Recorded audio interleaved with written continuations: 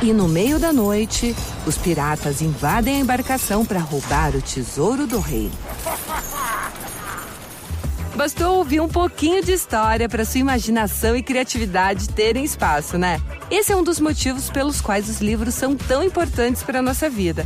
Você sabia que neste ano o TikTok fez milhões de pessoas voltarem a ler? Um simples TikTok pode gerar um grande impacto. Descubra livros incríveis e muito mais no TikTok.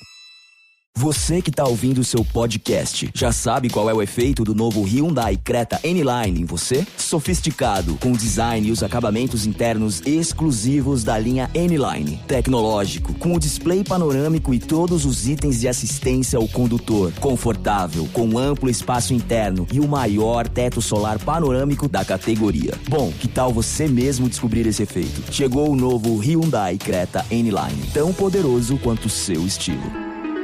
This episode contains discussions of extreme violence from the very start.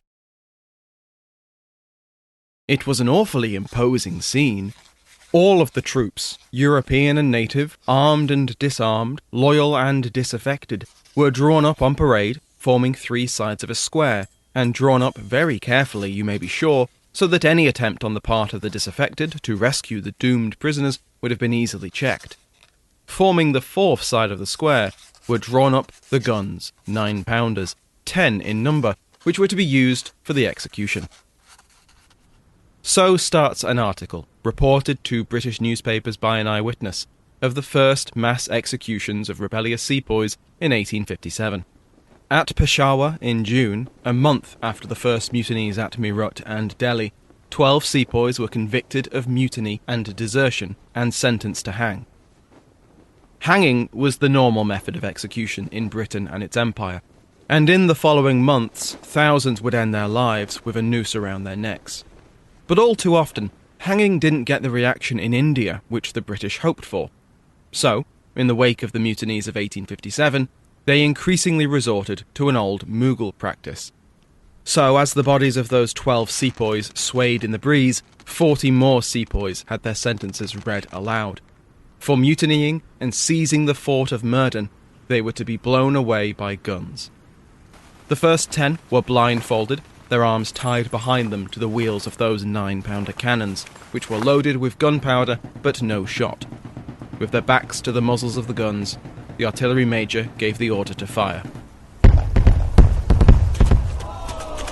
It was a horrid sight that then met the eye, a regular show of human fragments, of heads, of arms, of legs appeared in the air through the smoke, and when that cleared away, these fragments lying on the ground, fragments of Hindus and fragments of Mussulmans, all mixed together, were all that remained of those 10 mutineers.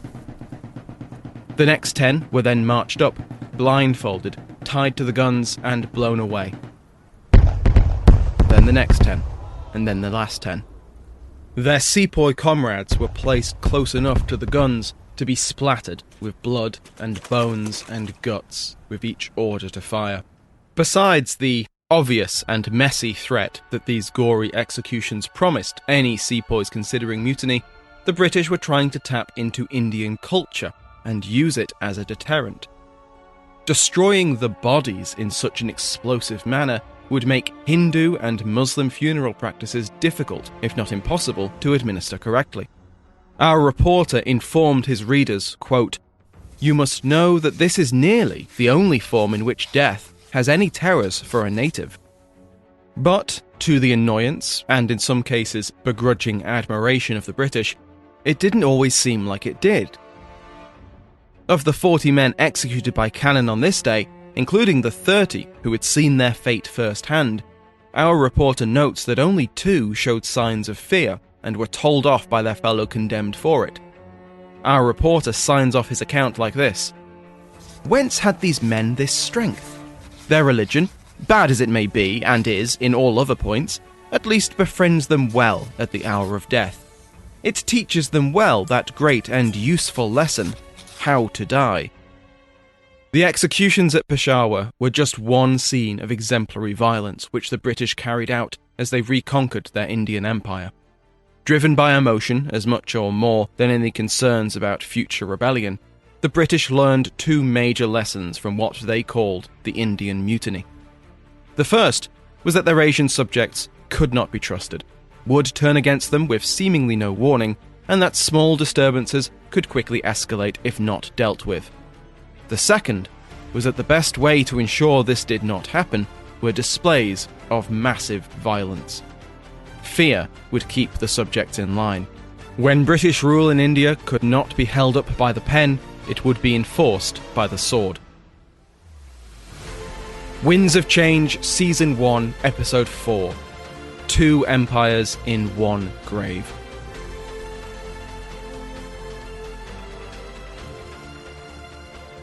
Welcome to Winds of Change. I am Dr. Samuel Hume, and on this podcast we will be discovering how the sun set on the British Empire. Last week we left off with the mutineers from Meerut arriving in Delhi. Their fellow company sepoys and the palace guard of Bahadur Shah Zafar, along with many of the citizenry, threw themselves into the uprising and turned against the European and Christian population. The old king of Delhi was proclaimed emperor once again, and cannons roared out in salute. Proclamations were printed and read aloud in Urdu, Persian and Hindi, and spread like wildfire. The hated Europeans, the Firangi, had finally fallen. 100 years after the Battle of Plassey, company rule was over. In the days after the fall of Delhi, the news that the British had been expelled from the old capital was a catalyst for further uprisings. It gave the widespread discontent a clear focus and example.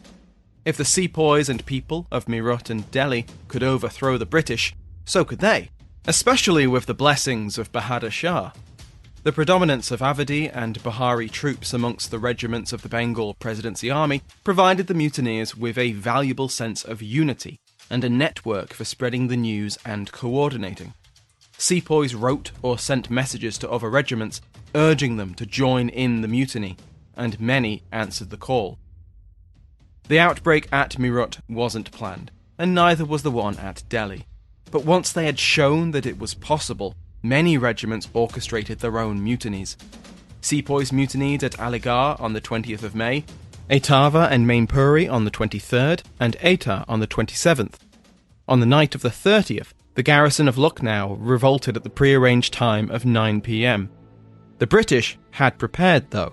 European troops and loyal sepoys were fortified in the British residence, and for several months they were besieged by mutinous soldiers and Lucknow citizenry. The mutiny of the rest of Lucknow's garrison was itself the catalyst for the surrounding countryside, which erupted into revolt, and various stations and garrisons turned on their officers when mutineers arrived from elsewhere. Rudrangshu Mukherjee's seminal work, Avad in Revolt, describes, quote, "The fall of one station contributed to the rising in another garrison. Each successful mutiny was seen as the growing weakness, or the fall, of British power." End quote. This domino effect spread all over North India, and Mukherjee lists at least 47 mutinies from May to November. Once nearby towns or stations, centres of British power, threw off their authority, it was very common for nearby villages to do the same. There are so many important events that I could devote entire episodes to. The siege of Lucknow, Nana Sahib and the massacre at Kanpur, basically everything to do with the Rani of Jhansi, as just 3 examples. But as much as I would like to, and I really would, these fascinating stories will have to wait for another time. This season of Winds of Change is about how British India won its independence, and in 1857 and 1858, the mutinies and uprisings did not do that. Though the uprising quickly gained a momentum all of its own, it was a patchwork of agendas. I asked Rudrangshu Mukherjee about how these uprisings spread. And in each of these, the pattern is similar. The sepoys rise in defiance, and then the villagers join, then the local leader joins, and thus the rebellion, the outbreak gathers momentum. And the target is always the white people, the property owned by the white people or by the government. These are all destroyed. The beginning of June, I think, a British officer in Lucknow writes that in North India, British rule has collapsed like a house of cards. I asked Mark Condos, senior lecturer in Imperial and Global History at King's College London and a specialist in British military rule, how that collapse took place. Suddenly, as the sepoys are going out into the countryside, they are passing through villages, some of which are villages where they're recruited from originally, and they're spreading the word, British rule is falling, and people start to see that the British are not in charge anymore. The sepoys are assuming control of the countryside. The uprising begins to spread. The appearance of the sepoys all across the countryside sparks a power vacuum, and lots of other groups start to rise up and take advantage of British weakness during this period. Not all of them specifically have anti-British grievances. Some of them are busy fighting grudges against other villages or old vendettas they have against other people. But generally, again, this power vacuum allows people to vent long-seated grievances they had either against the British or other people. As we covered last week, despite British and some Indian nationalist claims, there's no real evidence of a coordinated conspiracy prior to the 10th of May 1857. There were shared grievances, and lots of talk between different regiments of sepoys about how they should mutiny, and passive complaining by Indian elites and dispossessed landowners. But it was only after the events of Meerut and Delhi that words became actions, the opportunity was seized, and plans started being made. The three most prominent leaders of the rebellion, Bahadur Shah in Delhi, Nana Sahib in Kanpur, and Rani Lakshmibai in Jhansi, were forced by circumstance to join with the rebels. Nana Sahib was threatened with death if he didn't. Kim Wagner puts it nicely in The Great Fear of 1857, quote, "Indians rose for different reasons, but local grievances and idiosyncratic causes converged around general issues, among which the defence of religion and the social order assumed a central and unifying role." He goes on, "However, a rebel movement born out of a sequence of contingencies and seized opportunities, united only through diverse grievances against colonial rule and held together by the knowledge that survival depended on the defeat of the British, could not last long." End quote. It is a diffused, decentralized leadership where rulers who had been deposed by the British, either through conspiracy or through conquest, are coming into the fore again to reclaim what they think is their rightful place in society and the right to rule the people over whom they ruled before. There are signs of some coordination, at least between the months of, say, July to September. But once the onset of autumn, and particularly the onset of winter, the British counterinsurgency forces begin to move into North India. These signs and elements of coordination begin to disappear. The rebellion becomes much more dispersed and much more guerrilla-like. But British control didn't break down everywhere. As shown in the opening vignette, the British often kept control over their sepoys, either by nipping any mutinies in the bud early, or quickly suppressing them once they broke out. I asked Christina Welsch, an expert on the military of the East India Company, how the British responded to news of Meerut and Delhi. So the immediate military response in 1857 is massive, if I was going to give a one-word response to it. The idea of a sepoy revolt that spreads into a broader rebellion is not only a practical and legitimate crisis for British colonial authority in India, but it's also basically their nightmare scenario, something that you can trace all the way back to the beginning of the 19th century in terms of these dire warnings about how British power might come under threat in India.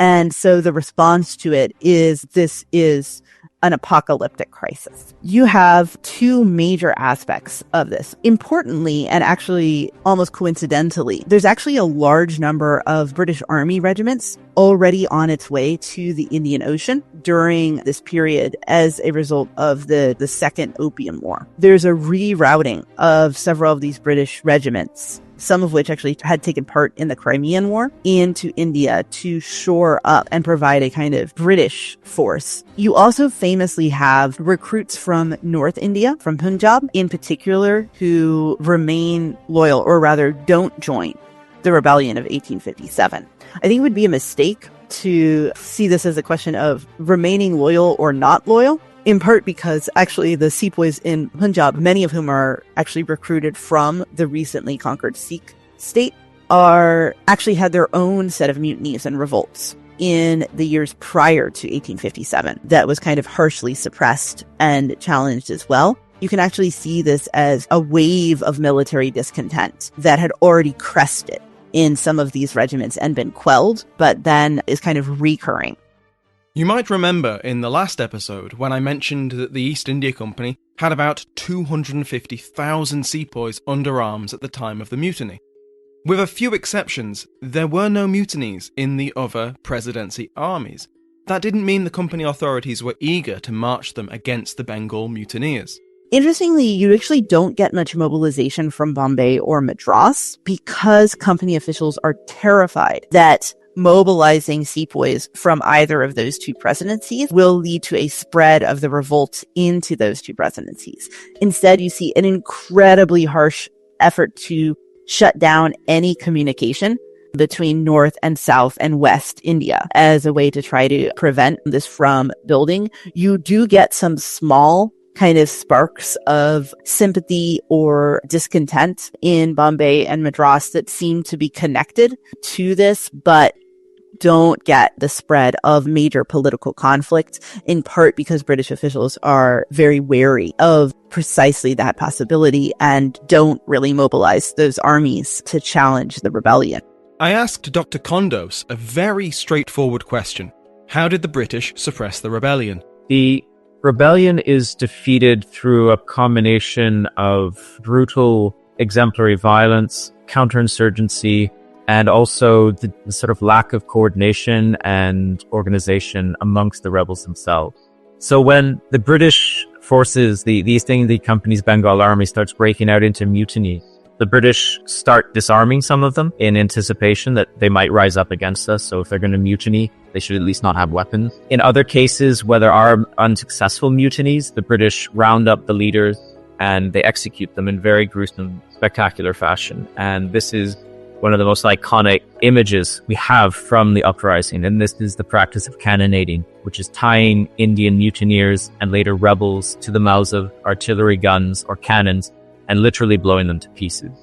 The British would perform these executions as a spectacle for the garrison to watch, but also local villages and communities to come watch as a demonstration of, if you rise up against us, if you betray us, this is what's going to happen to you. And these executions were seen as, terrifying because the physical destruction wrought to the bodies, but also the British were playing with Indian cultural and religious sensibilities by destroying the bodies.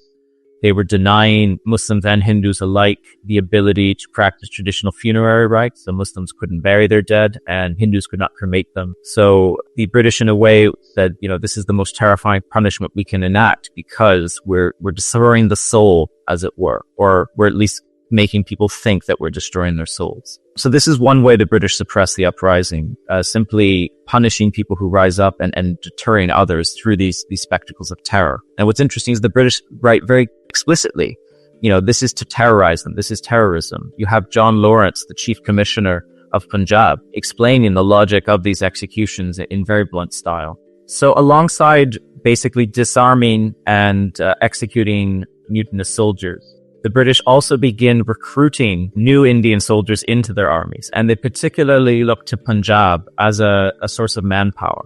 What's interesting about Punjab is that it had been conquered by the British just 8 years prior at the end of the Second Anglo-Sikh War in 1849.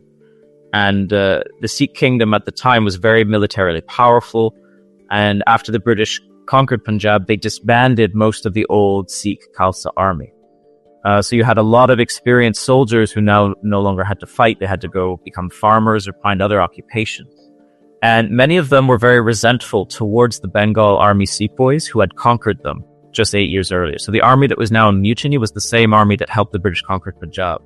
So a lot of these Punjabis, whether they were Punjabi Sikhs or Muslims, and Hindus as well, they were very happy to join up with the British to then go fight against the Bengal army that was in mutiny against them. Ultimately, the reason the British were able to retake territories lost to the rebels and the mutineers was because other Indian groups did not align with them and ended up fighting for them. Along with those troops in Punjab, those 3 troopships, originally bound for China but now diverted to India, docked in Calcutta. These were European soldiers, mostly from Britain and Ireland, and they arrived at the height of the Indian summer. It's almost 1,000 kilometres between Calcutta and their first target, Kanpur, and in previous decades, they'd have had to walk it, or wait for cooler weather. Either option would give the uprising time to spread and fortify. But in 1857, the British were able to use one of the hallmarks of the Industrial Revolution, the railway. So they land in Calcutta, and then taking advantage of the newly laid railway line that links Calcutta to Allahabad, they don't march in the heat of the summer, but they actually are taken by train to Allahabad.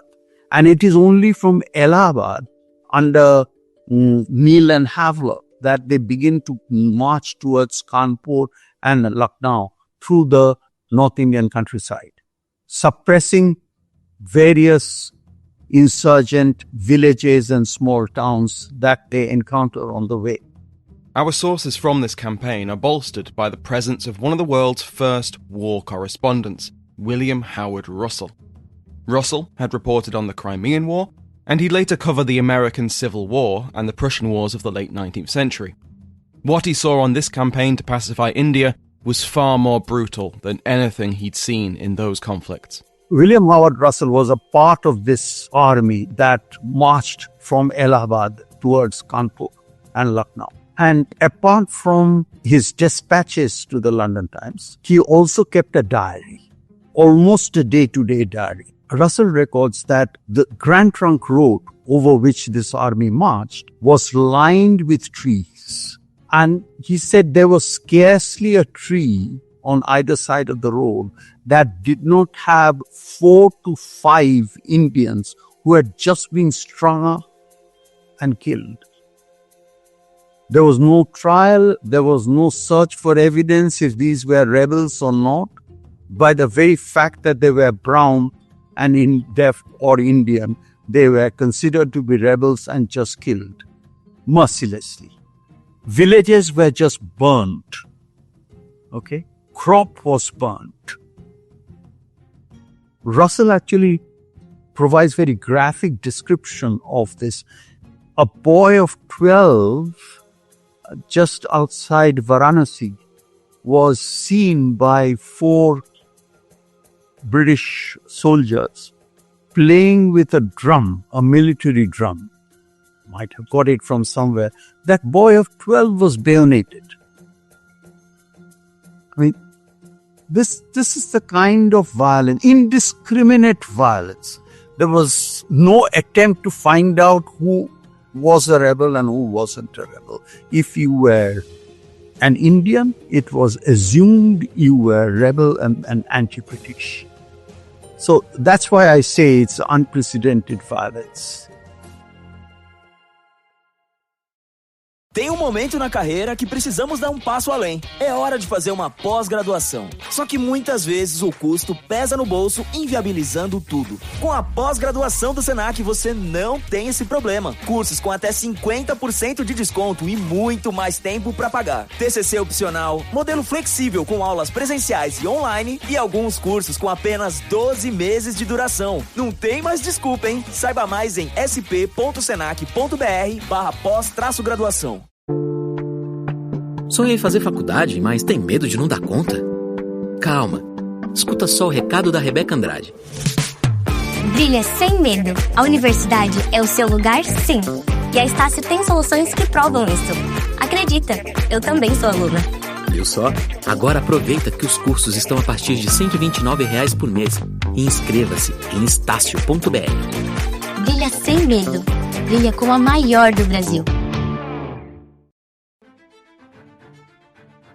As time passes and the British, they regain the upper hand, the entire arsenal of the British is unleashed to regain colonial authority, but also to restore British honor, since the uprising has in many ways revealed the vulnerability and weakness of British rule in India. That's the voice of Kim Wagner, Professor of Global and Imperial History at Queen Mary University of London, and an expert on the events of 1857.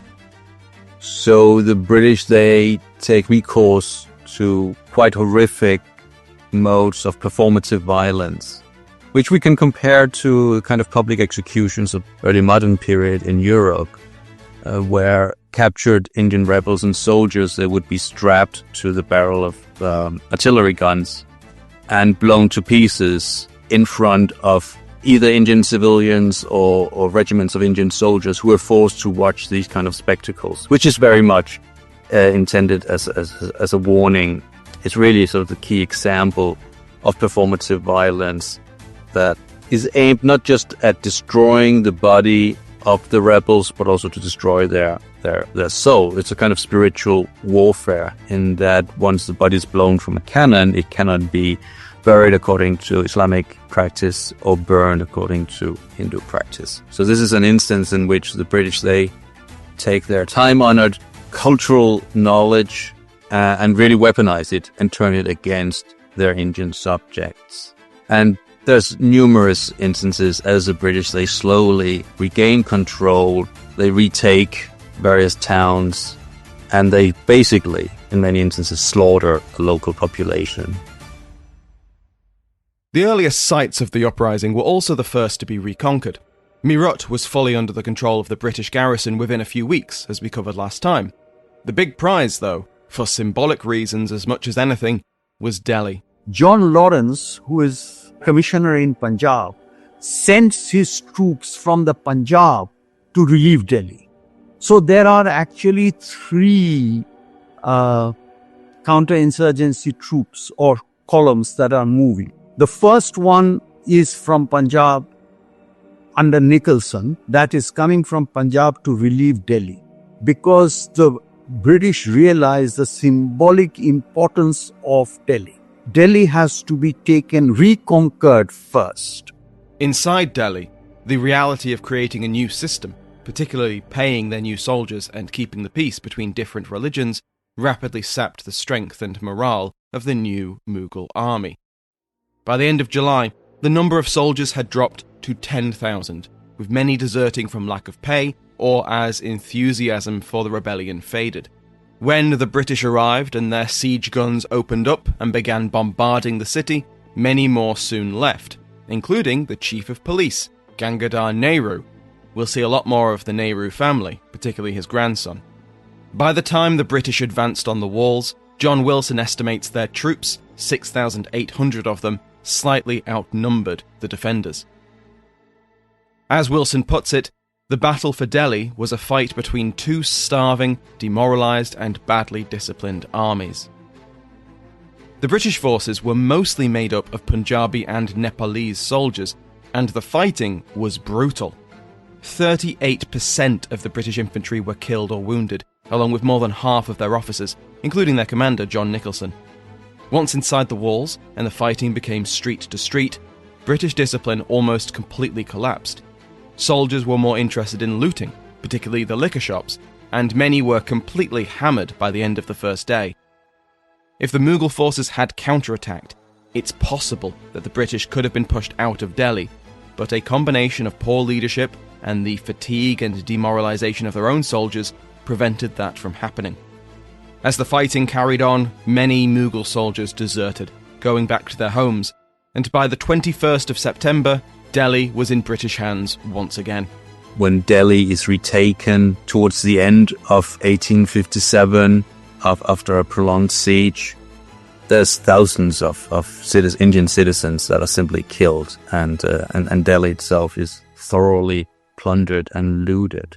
So there's a kind of mirroring of violence, although there's obvious disproportionality, which is what we always see in colonial conflicts. British women and children who have been killed can be counted in the hundreds, maybe 1,000, 2,000 civilians. And when the British, they carry out their retributions, we can count the Indian victims in the tens of thousands. The people who were executed were captured rebels, captured soldiers.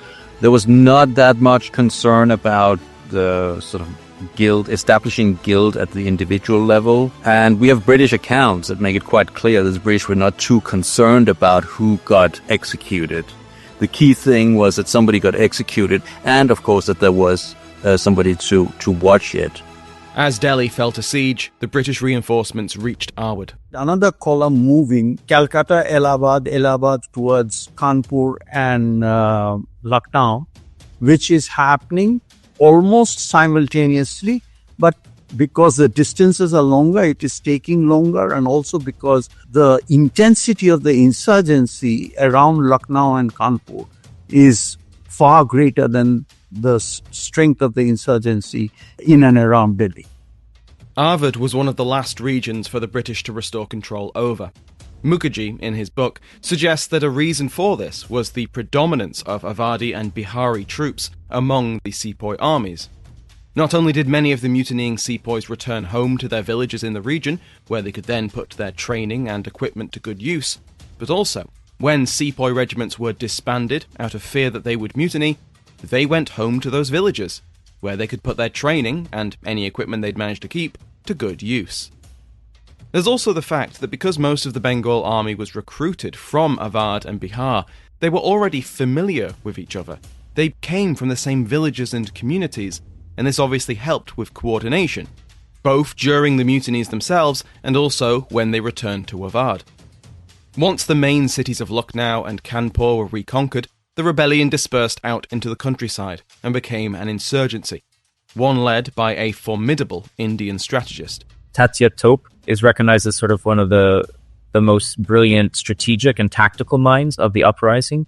He was one of the lieutenants who fought for Nana Sahib, and after Nana Sahib's forces were dispersed, Tatya Tope led basically a guerrilla-style insurrection. Well into 1858, he was the hardest rebel leader for the British to track down, and when they eventually did capture him, it was not because of better tactics or maneuvers. Tatya Tope was betrayed by one of his own men, essentially. That's the only way the British were able to capture him. The fact that he was able to elude them for so long and lead such a successful insurgency is a testament to his strategic and tactical brilliance. But the only reason they're able to take the rest of Awadh is because they essentially come to an agreement with the rebels. They say, if you surrender and lay down your arms, we will spare you. Because the British realized that if they were to continue in Awadh and defeat them militarily, it would take potentially years later. And they just were stretched thin. They did not have the resources or the money to do that. So Awadh ended up in the sort of settlement after the capture of Lucknow. Which leaves us with the third British column. And a third is moving from Pune into central India. Jhansi, Bundelkhand, central India, that kind of area. So it's a three-pincer attack, if you like, to sort of squeeze in the rebels from three sides. And the rebellion is pretty much a North Indian affair. The resistance to these troops was also very strong. To take Jhansi, the troops of Hugh Rose had to actually engage in hand-to-hand combat. I asked my guests about the fates of the leaders of the uprising. Some leaders, like Rani of Jhansi, died in battle. Some leaders surrendered, and some leaders actually escaped fighting into Nepal and died there under very terrible circumstances. Most of them of cholera or starvation. Nana Sahib becomes sort of this arch-fiend of 1857 as the orchestrator of the Kanpur massacre, and he's pursued relentlessly by the British thereafter. They never capture him. We never really know what happens to Nana Sahib. Some people say he escapes to Nepal. Other people say he died. Others say that he lives in hiding for the rest of his life. We simply don't know. But what happened to the man the rebels had propped up as their figurehead? I asked Professor Mukherjee what happened to the last Mughal emperor. When the emperor finds that the rebellion is on the losing side, the British are coming back, he leaves the Red Fort and takes a boat and traveled to Humayun's tomb. And he took shelter below one of the staircases. The Humayun's tomb has 4 staircases, very steep staircases. Below one of them, the Mughal Emperor Bahadur Shah took refuge with his family. The British, of course, when they reconquered Delhi, discovered that the emperor wasn't there, and they found out through their informers where he was, and a man called Hodgson came to Humayun's tomb to arrest the Mughal emperor. And the Mughal emperor, it didn't have to be arrested, he surrendered on condition, he said, the Mughal emperor said that my 2 young sons be spared, their lives not taken. Hodgson gave the emperor his word that indeed he would look after the 2 kids, but he had barely got 2 miles from Humayun's tomb when he had them shot. Not had them shot, he shot them himself. And he wrote a very triumphant letter, that actually a horrific letter, where he took credit for having brought the Mughal Empire to its end by killing the 2 heirs. When he had given his word to the emperor that his life would be spared, Captain Hodgson hadn't had the authority to actually do that. However, it was decided that the promise was still legally binding, and so, whatever the outcome of a trial, Bahadur Shah would not be executed. There was some talk of not trying him, because if he couldn't be hanged, what was the point? Perhaps a simple inquiry would do the job of providing answers. It wasn't like the octogenarian former King of Delhi posed a political threat anymore. But the judge advocate, Colonel Harriet, who we saw at Meerut, was insistent. Even though everyone knew what the judgment would be, Bahadur Shah needed the theoretical chance to clear his name. Otherwise, the world would think the British were unjust. But it was still a show trial, and after being postponed for the old man's health, it began on the 27th of January and ended on the 9th of March. It was held inside the Great Hall of Audience in the Red Fort, the same room which Bahadur Shah had given his blessings to the mutineers. He was charged with rebellion and treason against the British government, and being an accessory to the murders of Europeans within the Red Fort. The trial was one of the first major displays of the British belief that the mutinies and the uprisings were the result of conspiracy. Harriet primarily identified elite Muslims as the chief conspirators, who had misled the Hindu and Muslim sepoys. Harriet accepted that none of the witnesses or pieces of evidence he presented corroborated his theory, but he nevertheless pressed this interpretation. The fact the rebellion happened was itself proof that there was a conspiracy to make it happen. The trial of Bahadur Shah, which was what this gathering was meant to be, was a small part of a much larger public inquiry into the causes of the uprising. The old King of Delhi was, of course, found guilty of all the charges, and deported to Rangoon in Burma. 4 years later, he fell sick, and the British commissioner arranged for a grave to be dug in preparation. When Bahadur Shah Zafar died, at the age of 87, he received a brief funeral before his body was placed in the grave. Grass turf was laid on top of it, and soon there was no obvious sign that it was the resting place of the last Mughal emperor. The formerly great and powerful Mughal Empire ended with the body of its last emperor in an unmarked grave in Burma. But Bahadur Shah had, in one sense, outlived his enemies. In August 1858, in response to the uprising and the company's role in instigating it, the British government passed an Act for the Better Government of India. It essentially stripped the company of all its territory, especially its Indian empire. Now India would be governed directly in the Queen's name, with the Secretary of State for India taking on many of the powers which the company's board of directors had once held. An Indian civil service was to be established, and all the property, rights and responsibilities of the company were inherited by the Crown, including its military. A few months later, Queen Victoria issued a proclamation to India. And we do hereby confirm in their several offices, civil and military, all persons now employed in the service of the Honourable East India Company, subject to our future pleasure and to such laws and regulations as may hereafter be enacted. We hereby announce to the native princes of India that all the treaties and engagements made with them by or under the authority of the Honourable East India Company are by us accepted and will be scrupulously maintained, and we look for the like observance on their part. We desire no extension of our present territorial possession, and while we will permit no aggression upon our dominions or our rights to be attempted with impunity, we shall sanction no encroachment on those of others. We shall respect the rights, dignity, and honor of native princes as our own. We desire that they, as well as our own subjects, should enjoy the prosperity and that social advancement which can only be secured by internal peace and good government. Firmly relying ourselves on the truth of Christianity and acknowledging with gratitude the solace of religion, we disclaim alike the right and desire to impose our convictions on any of our subjects.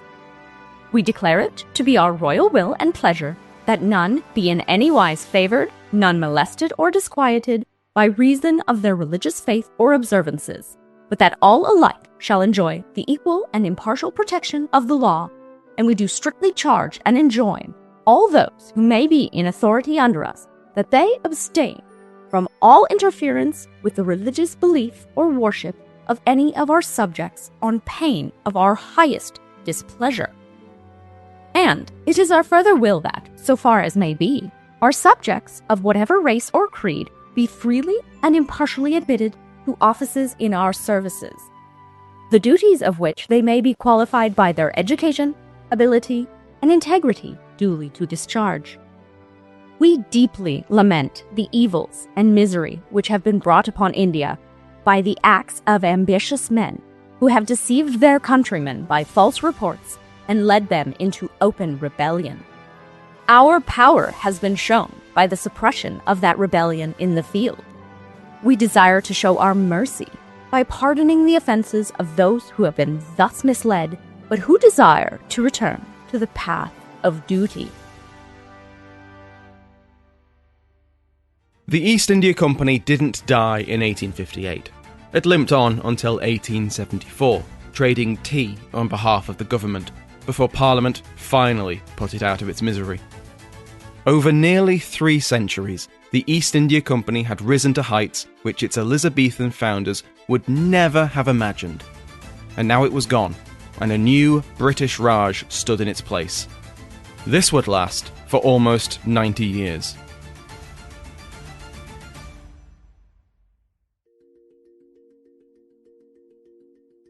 The new government of India realised that they needed the collaboration of the majority of the new Raj's elites, and the idea was to make this submission as seamless as possible. The symbolism, which began with Victoria's proclamation, continued into the 1860s. The Star of India, a new order of chivalry, was established to honour Indian aristocrats, as well as induct them into a European tradition. Northern landowners were allowed to recover their estates, if they submitted to the new authority. Many did. Not only had the uprising, and Britain's ruthless crushing of it, show that opposing the Europeans was impossible, but that even trying courted disaster. And on the other side of the coin, though British authority was not enthusiastically embraced, now that there seemed to be no alternative to it, it was better to do it than live with the fear of it. Indian aristocrats now just wanted the chaos to end, and if the British promised not to touch their land, then they would submit. Something which helped these Indian elites legitimise their submission was that now they weren't dealing with the company, but with their new queen and her new government. A letter from Awadhi landowners was sent to the British in October 1859, and in this, they seemed to place the new Raj within the framework of the old Mughal order. Just like the Mughals, British rule had been, quote, founded by the sword, end quote.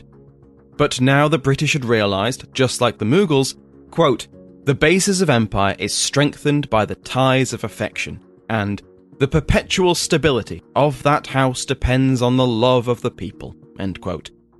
Cooperation with landowners, inclusion of local authorities, and the involvement of Indians within government and law, as limited as this initially was a sign that the new Raj would be built on familiar Mughal foundations. The uprising taught different lessons. For Indians, especially upper-class and upper-caste Indians, the idea that the British might be a temporary part of their lives was removed. The uncertainty of company rule had been replaced with a more solid Raj, and they needed to come to terms with how to engage with it, either in cooperation and inclusion within it, or in resisting it. And now they had all the evidence needed that open resistance meant unimaginable violence. Well, the thing about these kind of public spectacles in the colonial context, the message, the deterrent effect of these spectacles is in a sense aimed at the entire Indian population. It sends a very clear message, which is don't challenge colonial authority. And if anybody attacks an Englishman or woman, the punishment will be immediate and it'll be harsh. But the rationale between these spectacles of violence was that since the British didn't rule through consent, they had to rule through coercion. And instilling terror was perceived as the best, if not only way, of re-establishing colonial rule. For the British, the lesson was equally complex. Now there was always the fear that 1857 would be repeated. The experiences and the stories which were published about them, of sepoys gunning down their white officers, of Indian servants attacking their British masters and mistresses with household items, of a faceless wave of Asian anger sweeping away isolated islands of European civilization, became a totem of the British psyche. The multitude of grievances which coalesced and found an output in 1857 were downplayed or ignored, in favour of conspiring elites and their deluded people. It was far more common to see the mutinies and massacres as striking out of the blue, unprovoked, with the terrifying conclusion that it could happen again. The most straightforward response to this was reforming the army, especially removing Awadhi and Bihari troops. You see subsequent recruiting within the British Indian Army that will emerge after 1857 will tend to privilege people from Punjab, Sikhs, and then later as well Gurkhas as being extremely loyal, whereas the Bengal recruitment pools in Bengal and Awadh are seen as forever after politically dubious and are marginalized within the subsequent military establishment. Kaushik Roy has written extensively about how the imperial response to 1857, recruiting from loyal regions like Punjab and Nepal, and avoiding recruits from regions which had taken part in the uprising, replaced caste with race as an organizational feature. As pseudosciences like social Darwinism and the idea of a hierarchy of races and civilizations flourished in the second half of the 19th century, the theory of martial races was constructed, and he uses that word very deliberately. To quote from Martial Race Theory and Recruitment in the Indian Army during 2 World Wars, hilly regions with cold climates, proponents of the martial race theory believed, produced people with martial characteristics, while hot and humid climates produced effeminate people. The cool and bracing climate of the Nepalese Himalayas, for example, produced Gurkhas who were more physically robust and mentally superior to the degenerate plainsmen of swampy and humid Bengal. The Raj actually manufactured a Gurkha identity from the Meghas, Gurungs, Limbus, Rays, Sunwars and Tamangs of Nepal. The kukri, Nepali cap, and so on, were the crucial ingredients of this constructed identity." End quote.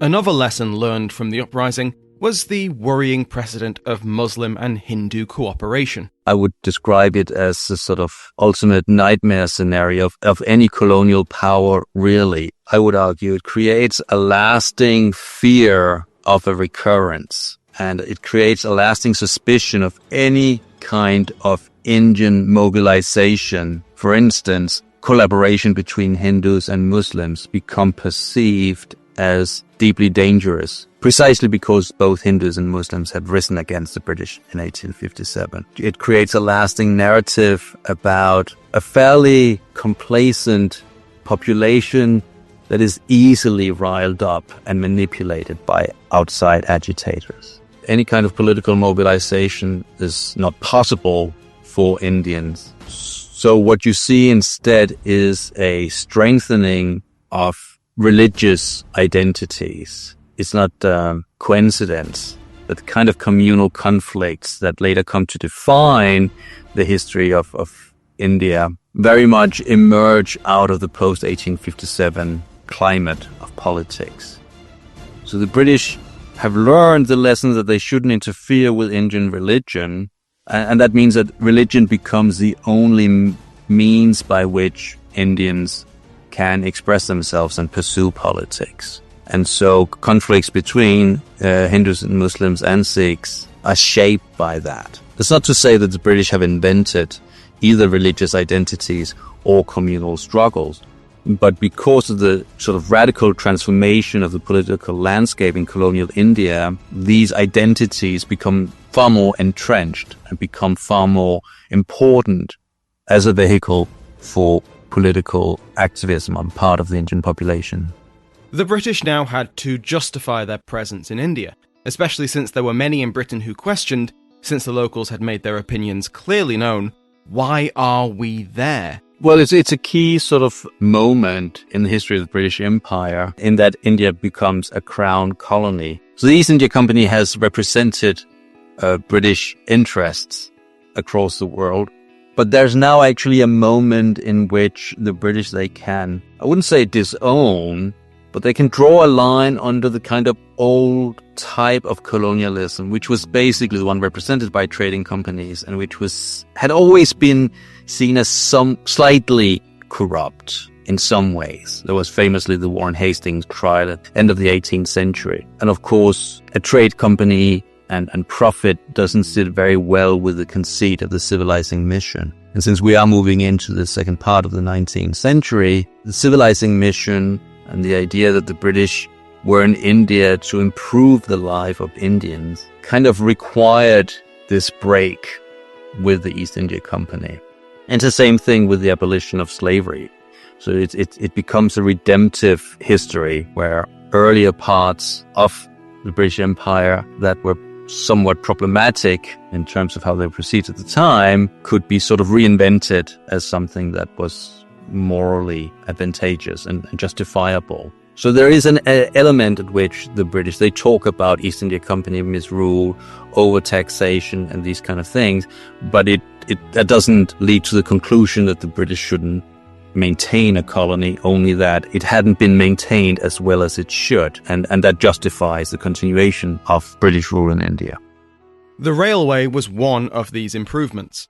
From the early 1850s, railway tracks were laid connecting the centres of British power to each other, and to the most important producing regions of India. Almost £20 million were spent between 1850 and 1870, laying track, building bridges and viaducts, and digging tunnels. The most expensive project from this period was a 15-mile track through the Borgat Mountains on India's western coast.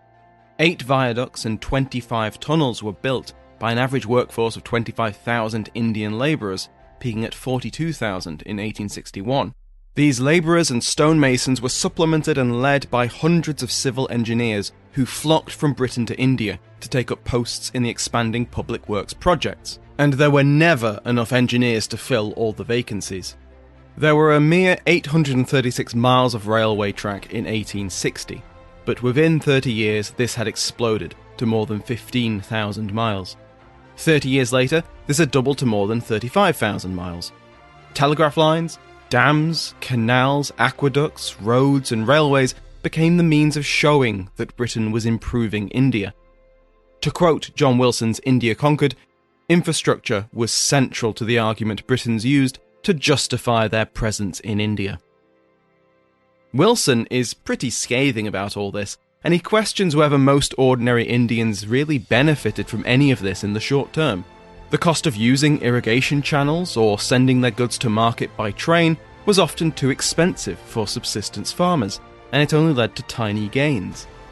These new pieces of infrastructure were great for larger commercial farms growing cash crops for export. They could benefit from the new irrigation to expand their productive land, and their goods could travel to ports by train. The railways did lead to more people moving around, usually congregating in the major urban centres for work, and leading to the growth of settlements along the rail lines. But to the colonial government, these were less important benefits than the ability of the railway to mobilise manpower. When the Borgat works were completed, the governor of Bombay, Henry Frere, gave a speech in which he claimed that the railway would quadruple the available military strength of India. To quote Wilson, neither railways nor irrigation systems had much of an impact on the livelihood of most Indian workers for some time. Most importantly, they did not prevent famine. End quote. There are relatively smaller famines throughout mostly western and southern India in the first half of the 19th century. And then they begin to pick up pace with what the historian Mike Davis called the late Victorian famines. They really began in the 1870s or so. Benjamin Siegel, Associate Professor of History at Boston University and a specialist in the political impact of famine, particularly in India. These strike mostly in western India. They are not as colossal as the Great Bengal famine, but they're important and large famines. They seem to be tied very tightly to the conversion of sustenance crops, crops that people eat, into cash crops. So things like indigo, jute, opium, all of the kind of big colonial products, tea, that are getting shipped overseas. Those famines have a real major, call it political or political philosophical transformation on the idea of famine in India. For the early wave of Indian nationalist economists, these are people like Dadabhai Naoroji, Ramesh Chandra Dutt. These are the first kind of concrete signs that they can point to that there really is there's a strong material exploitation that's the product of colonial rule. British administrators have to respond. They form the First Indian Famine Commission, the first kind of investigation of the idea that colonial policy needs to take account of famines. And it's really the moment when famines leave both Indian and British imagination as they cease being something that's just part of the ecological landscape seen as inevitable or Malthusian in India, when they become the subject of politics for the first time. There are two significant repercussions to these Victorian holocausts, as Mike Davis has termed them. The first were the famine codes. I asked Dr. Joanna Simonov of the Universität Heidelberg, an expert on famines and famine relief in South Asia, to explain them to me. I could really talk for ages about the famine codes. They are fascinating documents to study.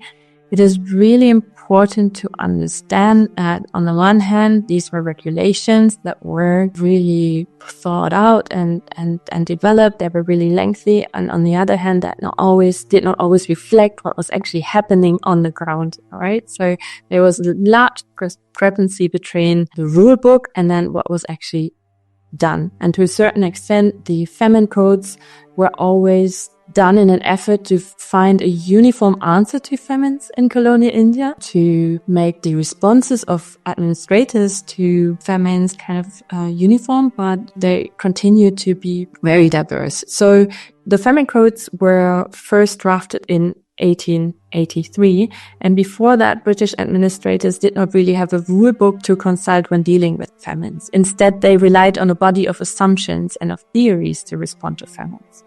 For instance, there was the idea of the free market paradigm that really had enduring influence among British administrators. So it was driven by the conviction that it was unadvisable to interfere with Indian food economy in times of famine, and that administrators had to place their trust in the self-regulatory forces of the market. And so keeping the interference in famine to a minimum was really advocated for a long time in India. But this changed due to a number of reasons. One of the reasons was that for the colonial rulers, it became more and more costly not to respond to famines, because during famines, you had, for instance, rising resistance to tax collection, and they have rising crime rates, but also it did question the legitimacy of the colonial rulers if its subjects of the British Empire were starving to death. So increasingly, the British colonial state decided to provide famine relief, to ask its administrators to provide famine relief. And in order to have a rule book and to guide famine relief, they came up with the famine relief codes, which was after the devastating South Indian famine of 1876 to 78. So after that, there was a commission that evaluated famine responses and then came up with the first draft of the famine code. And then this famine code was adapted across different provinces. And the famine relief codes were improved in the late 19th century. So after each of the famines in the late 19th century, you had again a famine commission who evaluated the responses, evaluated the codes, and then decided how they had to be improved. In the early 20th century, that still continued. This improvement or change of the famine codes on the provincial level was still ongoing in the early 20th century. But interestingly, my sources also suggest that the famine codes to a certain extent lost importance in the early 20th century.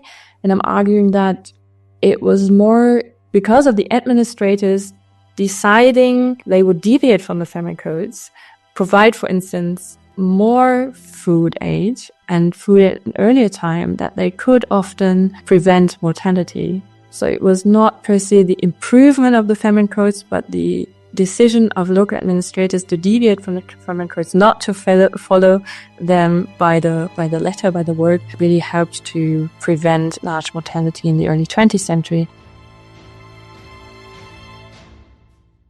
Besides the famine codes, which we'll hear more about, these 19th century famines were the impetus for rising criticism of British colonial rule.